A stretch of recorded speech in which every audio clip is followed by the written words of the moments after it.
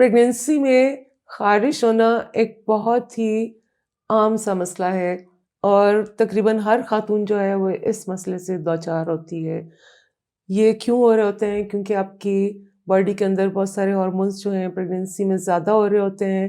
इसके साथ-साथ जब बेबी ग्रो करता है और आपकी स्किन जो है स्पेशली टमी की स्ट्रेच करती है, तो वहाँ पर भी ख़ारिश महसूस होती है।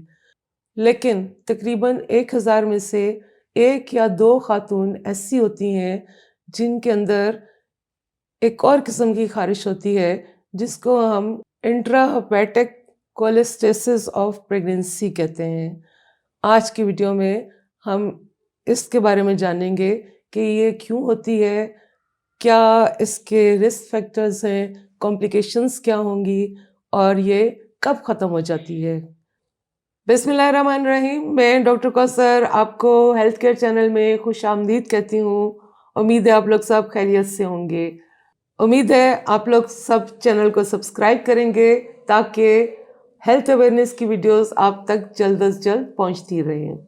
बढ़ते हैं आज की वीडियो की तरफ और देखते हैं कि ये जो ख़ारिश है जिसको हम इंट्राहेपेटिक कोलेस्टेसिस ऑफ प्रेगनेंसी कहते हैं, ये कब होती है, क्यों होती है। सबसे पहले आपको तो पता है कि जो आपका जो लिवर है, जिगर जिसको हम कहते हैं, इसका काम है बाइल को बनाना।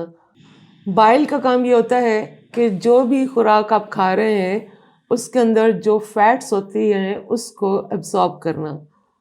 प्रेगनेंसी में ईस्ट्रोजन हार्मोन्स जो हैं वो बाइल की जो फ्लो है उसको लिवर के अंदर स्लो कर देते हैं या बाज़ औक़ात बिल्कुल स्टॉप कर देते हैं, जिसकी वजह से बाइल लिवर के अंदर जमा होता रहता है और फिर एक स्टेज आती है कि वो वापस ब्लड स्ट्रीम में जाना शुरू हो जाता है, आपके ब्लड में आ जाता है, जिसकी वजह से आपको ये ख़ारिश महसूस होती है। अब ये जो ख़ारिश है ये आपको पूरी बॉडी पे बहुत ज़्यादा महसूस होगी, स्पेशली रात के वक्त, और हाथों की हथेलियों पर और पाँव के तलवों पर भी ये ख़ारिश महसूस होगी और किसी भी चीज़ से आपको फ़र्क महसूस नहीं होगा।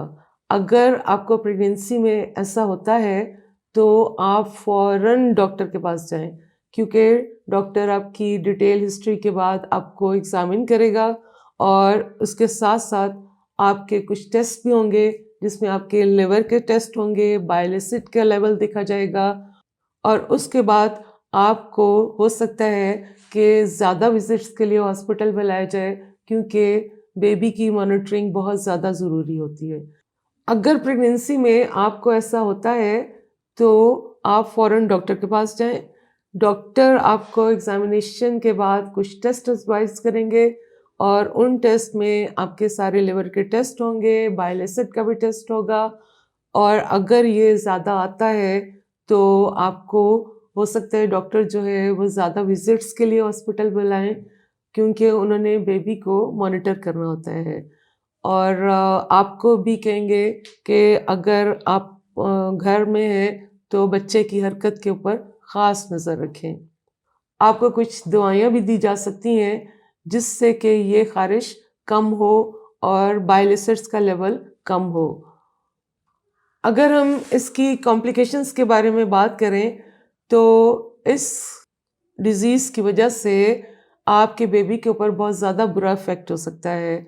वो क्या है कि प्री टर्म डिलीवरी हो सकती है, जिससे प्रीमेच्योर ज़ाहिर बेबी होगा, और दूसरा ये कि बच्चे की अंदर ही डेथ हो सकती है जिसको हम स्टिल बर्थ कहते हैं।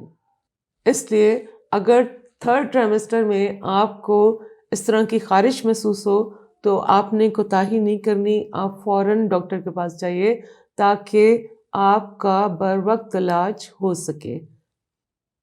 क्या आप पूछ सकते हैं कि इसके क्या रिस्क फैक्टर हैं, क्यों ऐसा होता है? तो इसके कुछ रिस्क फैक्टर्स हैं कि अगर आपको पहली प्रेगनेंसी में ख़ारिश हुई है इस तरह की, यानी बहुत ज़्यादा, जिसके अंदर आपको जो है हाथ भी इन्वॉल्व हुए हैं, आपके पाँव भी इन्वॉल्व हुए हैं, तो आपको ज़्यादा चांसेस हैं कि जब आपको नेक्स्ट प्रेगनेंसी होगी तो भी ऐसा हो सकता है। दूसरा ये कि जिन लोगों के मल्टीपल प्रेगनेंसीज होती हैं, یعنی جن کے پہلے بھی بچے ہیں اور بار بار بچے پیدا ہو رہے ہیں. اسی طرح سے اگر کسی کا لیور ڈیمیج ہے، جس کو ہیپاٹائٹس بی یا سی پہلے ہو چکا ہے، ان کے اندر بھی چانسز ہیں کہ یہ خارش زیادہ ہوگی. آپ کے ذہن میں یہ سوال بھی آ سکتا ہے کہ کیا یہ خارش بیبی کی برتھ کے بعد ٹھیک ہو جائے گی؟ تو بالکل ایسا ہوگا، اور جیسے بیبی ڈیلیور ہوگا یہ خارش بھی ختم ہو جائے گی. لیکن اگر آپ کو اس کے بعد دوبارہ پریگنینسی ہوتی ہے تو آپ ڈاکٹر سے فوری رجوع کریں، کیونکہ نیکسٹ پریگنینسی میں یہ دوبارہ ہو سکتی ہے.